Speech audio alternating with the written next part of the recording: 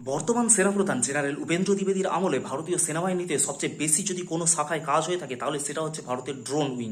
Drone wing এর ক্ষেত্রে কয়েক বছর আগেও আমরা যেখানে ছিলাম আজ সেখান থেকে সম্পূর্ণরূপে সরে এসে একটা আধুনিক ড্রোন শাখা আমরা গড়ে তুলতে পেরেছি। এতে সেনাবাহিনীর অশ্নি প্ল্যাটুনের ভূমিকা একদম উল্লেখযোগ্য। এএসএনআই অর্থাৎ আর্মি সার্ভেলেন্স অ্যান্ড ইন্টেলিজেন্স এই শাখাকে ড্রোন চালানোর দায়িত্ব দেওয়া হয়েছে। অর্থাৎ প্রত্যেকটি প্ল্যাটুনের সঙ্গে একটি করে অশ্নি বাহিনী যুক্ত থাকবে, যাদের কাজই হবে বিশেষ করে ড্রোন ওয়ারফেয়ারে শিক্ষিত যোদ্ধাদের দ্বারা, যারা বিভিন্ন প্রকার সার্ভেলেন্স, রিকনোসেন্স, এমনকি প্রয়োজন পড়লে বিভিন্ন প্রকার কামিকাজে ড্রোনের মাধ্যমে অ্যাটাক করতে সমর্থ থাকবেন। অর্থাৎ সামগ্রিকভাবে ভারতীয় সেনাবাহিনীর ড্রোন আর্মিকে শক্তিশালী করার মাধ্যমে ভবিষ্যতে যুদ্ধ লড়ার প্রস্তুতি ইতিমধ্যেই সেরে ফেলা হয়েছে। এবং বর্তমানে যেভাবে ড্রোনের ডিপ্লয়মেন্ট বাড়ছে বা বিশ্বের বিভিন্ন যুদ্ধে ড্রোনের ডিপ্লয়মেন্ট দেখা যাচ্ছে, তাতে আমাদের মনে করা হচ্ছে যে আগামী দিনের যুদ্ধ এমনকি অপারেশন সিন্ধু 2.0 মূলত ড্রোনের উপরই নির্ভর করে তৈরি হতে চলেছে।